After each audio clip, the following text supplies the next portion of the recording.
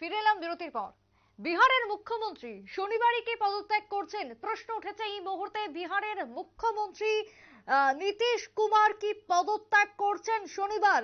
নীতিশের এই পদত্যাগের খবর বিহারে বিপাকে ইন্ডিয়া জোট। নীতিশের পদত্যাগের খবরকে কেন্দ্র করে রীতিমতো বিপাকে পড়েছে ইন্ডিয়া জোট। বিহারে আরো একবার জানিয়ে রাখি, নীতিশ কুমার বিহারের মুখ্যমন্ত্রী, তার পদত্যাগের খবর এই মুহূর্তে চারি চতুর্দিকে একটা আলোড়নের কারণ হয়ে দাঁড়িয়েছে। রাজনৈতিক মহলে জোর গুঞ্জন, জল্পনা কল্পনা। কংগ্রেস সহ বেশ কয়েকজন বিরোধী দলের বিধায়কের বিজেপিতে যোগদানের সম্ভাবনা দেখা দিয়েছে এই মুহূর্তে দাঁড়িয়ে। একদিকে সামনে লোকসভা ভোট, তারই সঙ্গে বিজেপিকে হারাতে বিরোধী রাজনৈতিক দলের একজোট হওয়া, ইন্ডিয়া জোট তৈরি করা। তারই মধ্যে এবার ইন্ডিয়া জোটের বিপাকে পড়ার রীতিমতো খবর হয়েছে, কারণ নীতিশ কুমারের এই পদত্যাগের খবর ছড়িয়ে পড়তে। কথা বলবো, বিস্তারিত জানবো। আমাদের এক্সিকিউটিভ এডিটর নীল রয়েছে টেলিফোন লাইনে। নীল, বিহারের মুখ্যমন্ত্রী নীতিশ কুমার, তিনি কি সত্যিই পদত্যাগ করছেন? কি মনে হয় এখনো পর্যন্ত কি খবর? দেখো, রাজনীতিতে একটা কথা আছে, শেষ দেখা না পর্যন্ত কোনো সিদ্ধান্তে আসা উচিত নয়। বিহারের মুখ্যমন্ত্রী, তাকে নিয়ে বহু জল্পনা কল্পনা আজ 4 দিন বসে বিহার এবং গোটা ভারতীয় রাজনীতিতে চলছে। নীতিশ কুমার এমনিতেই, নীতিশ কুমার কখন কি করবেন, মানে তোমাকে যদি ব্যাখ্যা করতে হয়, নীতিশ কুমারের ডান হাত কি করবে নীতিশ কুমারের বাঁ হাত কখনো জানে না, আর নীতিশ কুমারের বাঁ হাত কি করবে নীতিশ কুমারের ডান হাত জানে না। নীতিশ কুমারের যারা ন্যাশনাল স্পোক পার্সন, তারা কিন্তু এই মুহূর্তে সবাই কেউ কোনো কথা বলতে চাইছেন। আমি দুজন ন্যাশনাল স্পোক পার্সনের সঙ্গে কথা বলার চেষ্টা করেছিলাম সকালবেলা থেকে, কিন্তু সবটাই তারা এড়িয়ে যাচ্ছে। তাদের আজকে 4টের সময় একটি বৈঠক রয়েছে, সেই বৈঠকের পরে তারা যা বলার বলবেন বলে কিন্তু ইতিমধ্যেই জানিয়েছেন। অর্থাৎ নীতিশ কুমার আজকে 4টের সময় তার জেডিইউর বৈঠক, সেই বৈঠকের পরেই হয়তো সিদ্ধান্ত হয়ে যাবে নীতিশ কুমার কি করবেন। যারা নীতিশ কুমারের সমালোচক ছিলেন একটা সময় দলে, তারা সবচাইতে এটা ভালো বলেন যে নীতিশ কুমারের দল হচ্ছে এমনই একটা দল, সিদ্ধান্ত হয়ে যাওয়ার পর সিদ্ধান্ত জানিয়ে দেওয়ার জন্য বৈঠক হয়। এটা দলে এক সময় নীতিশের যারা সমালোচক ছিলেন তারা বলতেন। তো আজকের বৈঠক একেবারেই সিদ্ধান্ত নীতিশ কুমার নিয়ে ফেলেছেন। এখন সেটা তার দলীয় নেতাদের সামনে বিভিন্ন ভাবে বলি না, মানে নাটক মঞ্চস্থ করতে একটা তো কোনো একটা স্ক্রিপ্ট লেখা হয়। এখন সেই স্ক্রিপ্টটা আজকে নীতিশ কুমার তার দলীয় নেতাদের কি বলবেন সেটা তো আমার পক্ষে জানা সম্ভব নয়। তবে নীতিশ কুমারের হাতে আজকে একটা স্ক্রিপ্ট রয়েছে, যে স্ক্রিপ্টটা কিছুক্ষণের মধ্যে তার যারা দলের সাঙ্গপাঙ্গরা আছেন তাদের তিনি বলবেন। এবং তোমাকে আমরা বহুদিন আগে নিউজ ভ্যানগার্ড একটা কিন্তু খবর করেছিল যে নীতিশ কুমার যে যখন জেডিইউ রাজ্য সভাপতি হয়, সেই দিনই কিন্তু তার আগের দিন নিউজ ভ্যানগার্ড একটা খবর করেছিল। সেই খবর আমি আর তুমি সেই খবরের সম্প্রচারের দায়িত্বে ছিলাম, আমার পরিষ্কার মনে আছে।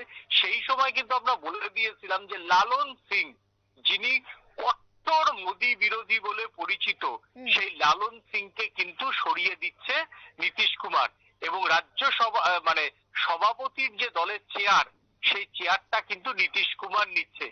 অর্থাৎ দলে মোদি বিরোধী যে লালন সিং, তার ক্ষমতা খর্ব করছে নীতিশ কুমার, এবং তাকে যদি দলের মাথায় রাখা হয়, কার্যত নীতিশ কুমারের হয়তো পাল্টি খেতে কিছুটা অসুবিধা হবে। তাই হয়তো সেই ক্ষেত্রে নীতিশ কুমার সরিয়ে দিয়েছিল। আমরা সেই দিনই প্রায় আজ থেকে 1 মাস আগে বলে দিয়েছিলাম নীতিশ কুমার হয়তো আবার ভারতীয় রাজনীতিতে একটা পাল্টি মারবে। সেই কথাই যেন আজকে আবার কিছুটা, পুরোটা সত্যি আমি বলবো না, না হওয়া পর্যন্ত রাজনীতিতে কোনো কিছু বিশ্বাস করতে নেই। তো সেই সম্ভাবনাই যেন আবার তৈরি হচ্ছে যে নীতিশ কুমার ফের একবার পাল্টির রাজনীতি আমরা দেখতে পাচ্ছি। তবে আমরা এটাও বলেছিলাম যে নীতিশ কুমারের এই পাল্টিতে কে বা কারা সহযোগিতা করছে, কারা প্রধানমন্ত্রী নরেন্দ্র মোদী এবং অমিত শাহর সঙ্গে যোগাযোগ রাখছে, সেই নামটাও কিন্তু আমরা বলে দিয়েছিলাম। তাকে বিহারে মুঙ্গেরি লাল বলে ডাকা হয়, বিহারের রাজনীতিতে তার নাম মুঙ্গেরি লাল। এবং এই মুঙ্গেরি লালের সঙ্গে কিন্তু অমিত শাহর সম্পর্ক যথেষ্ট মাখো মাখো, এবং তিনি সম্ভবত এই সেতু বন্ধনের কাজটা করছে। তবে আরো একটা যেটা প্রশ্ন, সেটা হচ্ছে সত্যি কি সেতু বন্ধন, না ইন্ডিয়া জোটে যেভাবে সব থেকে বেশি কান্ডারির ভূমিকা গ্রহণ করেছিল একটা সময় নীতিশ কুমার, সমস্ত অকংগ্রেসি অবিজেপি শাসিত মুখ্যমন্ত্রীদের দুয়ারে দুয়ারে গেছিলেন নীতিশ কুমার, এবং নীতিশ কুমারই কিন্তু ইন্ডিয়া জোট নিয়ে সবার আগে এবার উৎসাহ নিয়েছিলেন, এবং সেই নীতিশ সেই কুমারই। জায়গাতে দাঁড়িয়ে একটা প্রশ্ন উঠে আসছে যে এই যে জোটকে নিয়ে কিন্তু ইতিমধ্যে কয়েকদিন ধরেই যদি দেখি একটা দ্বন্দ্ব চলছে তৃণমূল এবং কংগ্রেসের মধ্যে।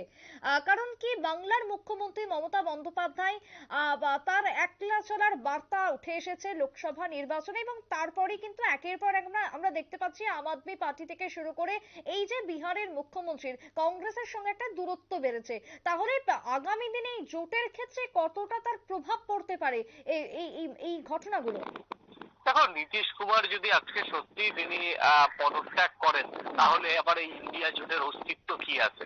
মমতা বন্দ্যোপাধ্যায় পরিষ্কার জানিয়ে দিয়েছেন তিনি কংগ্রেসকে কোনো শেয়ার করবেন না, পশ্চিমবঙ্গে আসন দুটোর বেশি আসন। এবং সেই জায়গাতে অজিত চৌধুরী নিজে বলছেন যে যদি জোট হয় তাহলে তিনি নির্দলের হয়ে তিনি তার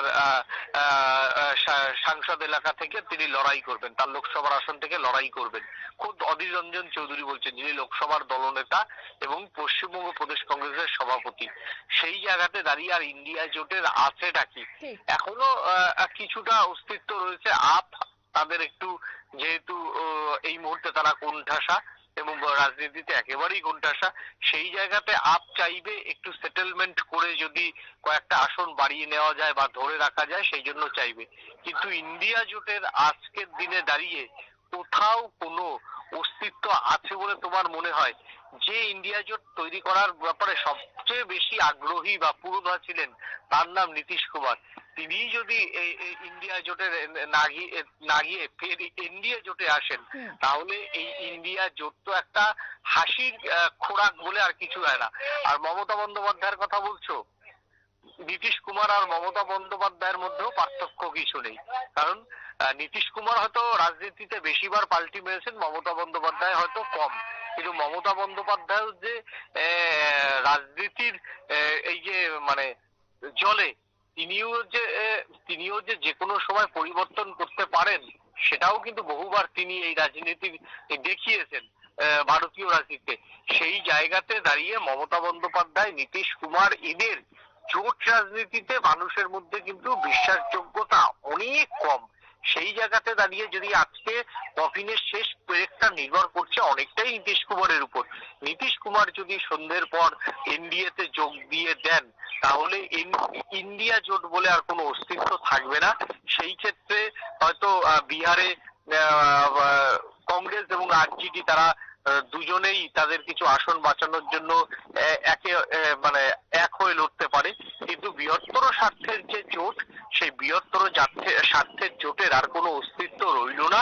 এবং সেইটাকে যে ইন্ডিয়া জোট নিজের হাতে তৈরি করলেন নীতিশ কুমার, আজকে সন্ধ্যায় তিনি আবার সেই ইন্ডিয়া জোটকে নিজের হাতেই অনেকটা শেষ করে দিতে পারেন। তবে নীল, দেখো আজকের শনিবার ভীষণই গুরুত্বপূর্ণ রাজনৈতিক ভাবে। আমরা যদি দেখি বিহারের মুখ্যমন্ত্রী যদি পদত্যাগ তিনি করেন, এখনো পর্যন্ত সম্ভাবনার কথাই আমরা ধরছি, তাহলে সেই জায়গাতে বিহারের নতুন মুখ্যমন্ত্রী হিসেবে কাকে পেতে চলেছেন বিহারের মানুষজন, তার কি কোনো এখনো নিশ্চয়তা রয়েছে? এইটা একটা লাখ টাকার প্রশ্ন করলে, যে বিহারের মুখ্যমন্ত্রী কে হবেন। যদি চোখ বুঝে বলা যায় তাহলে নীতিশ কুমার, আর যদি অঙ্ক বলে তাহলে নীতিশ কুমার হয়তো বিহারের মুখ্যমন্ত্রীর পদ থেকে এবার সরে দাঁড়াবেন। আমার কাছে যতদূর খবর, কোনো একজন মহিলা বিহারের মুখ্যমন্ত্রী পদে এবার আসছেন, আমি তার নামটা এই মুহূর্তে বলতে পারছি না। তবে তার সঙ্গে রাজনীতির অনেক ইকুয়েশন আছে। কারণ নীতিশ কুমার শুধুমাত্র পরিবর্তনের জন্য বা রাজ্যের জন্য, বা তার এতদিন মুখ্যমন্ত্রী হয়ে গেছে, তার ভাবমূর্তি এবার কালিমা লিখতে হবে, তার জন্য নীতিশ কুমার মুখ্যমন্ত্রীর পদ ছেড়ে দেবেন, এটা কিন্তু হয় না। মানে নীতিশ কুমারের রাজনৈতিক চরিত্র সেটা বলছে না। তাহলে কি হতে পারে? হয় নীতিশ কুমারের যে সুপ্ত বাসনা ছিল বহুদিন ধরে প্রধানমন্ত্রী হওয়ার, সে প্রধানমন্ত্রী হতে তিনি পারবেন না, সেটা তিনি নিজেও জানেন। সেই জায়গাতে দাঁড়িয়ে নীতিশ কুমারের একটা ওই যে বলে না, দুধের ধূলিসাৎ ধূলিসাৎ, গলে একদম, মেটানো, একদম। সেই ক্ষেত্রে উপমুখ্যমন্ত্রী হিসেবে নীতিশ কুমার হয়তো একটা দাবি করতে পারেন যে প্রধানমন্ত্রী, সরি, মার্জনা করবেন, উপপ্রধানমন্ত্রী হিসেবে হয়তো নীতিশ কুমার এনডিএর কাছে দাবি জানাতে পারেন যে আমাকে উপপ্রধানমন্ত্রী করা হোক, বা আইদার উপমুখ্যমন্ত্রী না করা হলেও নীতিশ কুমার জানে তিনি ভারতের মানে রাজ্যের ক্ষেত্রে বিহারের রাজনীতির ময়দান এবং কেন্দ্রীয় মন্ত্রিত্বের ব্যাপারে তিনি সব পেয়েছেন। তিনি রেলমন্ত্রীও ছিলেন নীতিশ কুমার। তো সেই জায়গাতে দাঁড়িয়ে তার ফিনান্স মিনিস্টার হওয়ার মতো সেই দক্ষতা নীতিশ কুমারের নেই, প্রতিরক্ষা মন্ত্রী সামলানোর মতো সেই দক্ষতা নীতিশ কুমারের নেই। তাকে আভ্যন্তরীণ রাজনীতিতে থাকতে হবে। এইবার হয় নীতিশ কুমারের তার একটাই কাজ পাকা, যে বয়স হয়ে গেছে, এমন একটা পোস্ট নিয়ে অবসর ঘোষণা করা যেটা তিনিও ইতিহাসের পাতায় চলে যাবেন।